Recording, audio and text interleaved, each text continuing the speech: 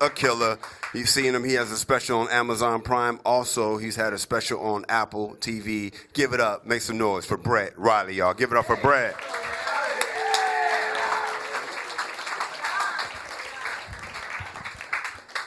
All right, let's just jump into it. No one's allowed to clutch their pearls and be offended anymore. No one is. I'm sorry. We just elected the last hot dog on the roller at 7-Eleven.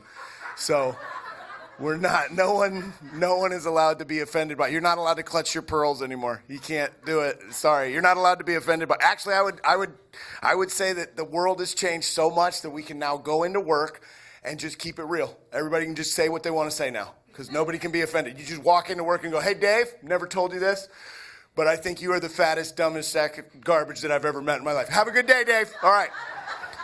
And as you're walking back to your cubicle, you go, Susan, nobody will say it.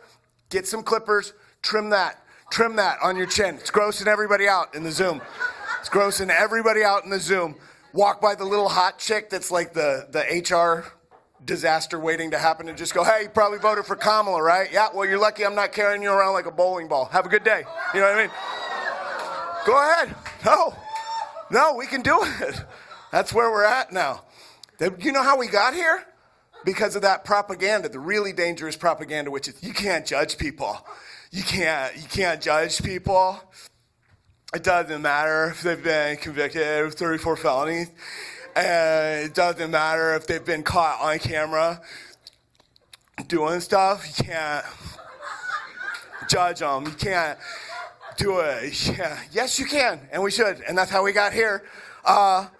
We were all given brains and a frontal lobe and eyes and ears. Like, I'm sorry, I'm a decent person, but I'm judgmental. If we meet, I'm judging you. I am. Like, it's because I'm an honest, decent human being. That's why I'm judging you. And I'm judging you on the way you walk, the way you carry your body language, the way you talk, the way you project yourself to the world. I'm judging you on that. Because this is why America's gotten embarrassing. People don't want to accept that these things are choices.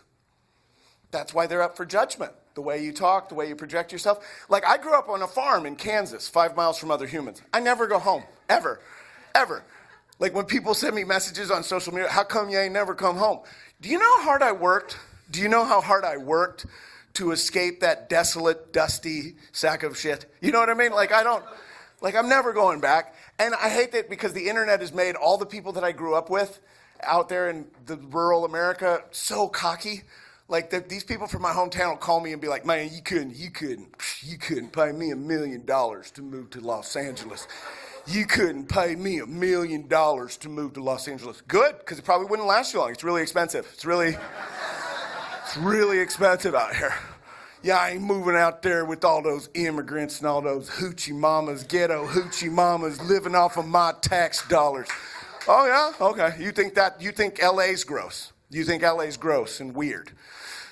You know what's gross and weird? Living in a little town where the town photo looks like a family photo. That's gross. That's friggin' gross. If you go to your job and everybody looks like they could be related, that's gross. It's gross, okay? I hated growing up there because I need variety. You know what I mean? I didn't even date until I was pretty much an adult because I need variety. You know what I mean? And they would try and insinuate I had sugar in my tank. Like the guys that I played football and basketball with, my teammates, they'd be like, you're telling me you don't think Heather's hot? You're telling me you don't think Heather's hot? I'm like, Heather is gorgeous. She's a physical smoke show. She's amazing. But she slept with Kevin, Brian, Dan, David, Dennis, Chad. I was like, there's only 600 people in this town. I don't want to know what you taste like. You know what I mean? Like, it's just disgusting. I used to sell merchandise when I was out there. I used to sell a t-shirt that says, she's not your girlfriend, it's just your turn.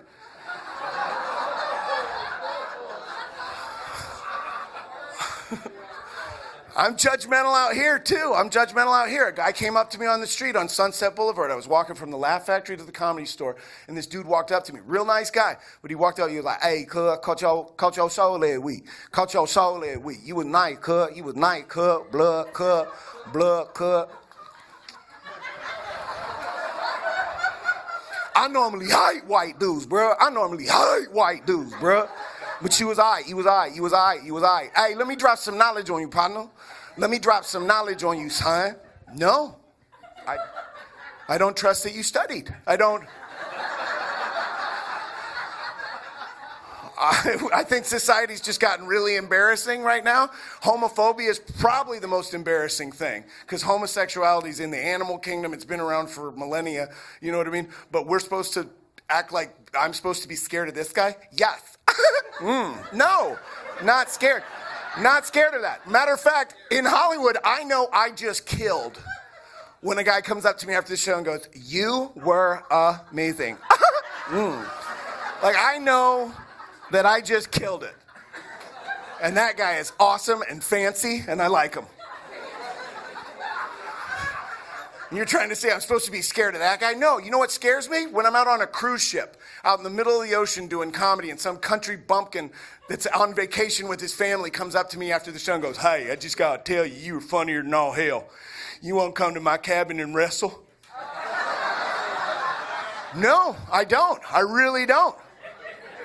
And you need to put a snap and a click in there, Cletus, because I didn't see you coming. I did not. And you don't look like a gentle lover at all. I'm judgmental about myself. I know exactly what I look like. I know I'm handsome because my grandma told me. But I know that I'm slim fat. It always happens when I'm at a party. Somebody will take my picture while I'm getting a beer out of the fridge. They're like, "Hey, Riley." And I'm like, I know what I look like, you know?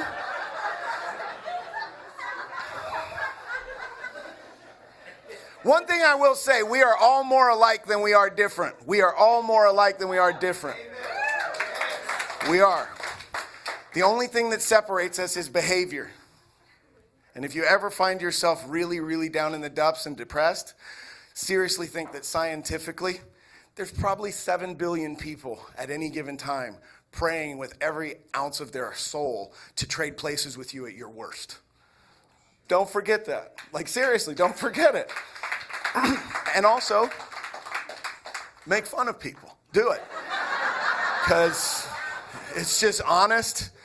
And we got to be able to make fun of each other. We got to be able to laugh. And we got to be able to just honestly communicate. Too many people are worried about hurting people's feelings when that's not the problem. The problem is we don't communicate enough. We don't tell each other what we mean to each other. You know what I mean? Like, there's probably so many, think of how many people in your life that you probably haven't fully expressed to them how much they mean to you. Just think about that. And then at some point this week, let that person know, okay? My name's Brett Riley. Thank you guys very much. Thank you, sir. All right. This next comic coming to the stage, your final comic, I want you guys to really, really, really, really show him some love. He's been on The Tonight Show. Good buddy of mine. Give it up for Dustin Nabar. Let him hear it. Keep it going for Brett Riley. Spreading joy and positivity. What's up? Hermosa. Nice. Who came on a golf cart?